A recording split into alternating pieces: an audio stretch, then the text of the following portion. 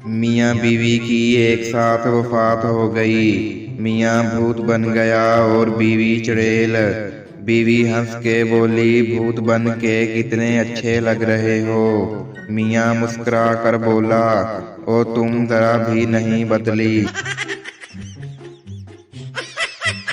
एक जनाजा जा रहा था और बहुत से लोग भी साथ जा रहे थे। एक पठान भी जनाजे में शामिल हो गया। किसी ने कहा कलमा शहादत, पठान ने कहा जिंदाबाद।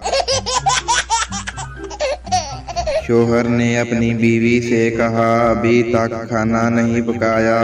बीवी, मुझे तो बुखार हो गया है। शोहर, ओहो जानू, मैं तो शॉपिंग पर जाने का सोच रहा था। बीवी उठते हुए बोली, मैं तो मजाक कर रही थी। शोहर, मैं भी मजाक कर रहा था, चलो उठो रोटी बनाओ। एक मालिक सो रहा था, अचानक बंदूक की आवाज सुनकर जाग उठा।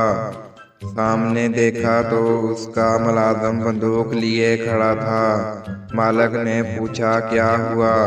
मुलाजिम ने जवाब दिया, जनाब एक चिड़िया बैठी थी। मैंने सोचा इसकी ची ची से आपकी नींद खराब होगी, इसलिए मैंने इसे गोली मार दी।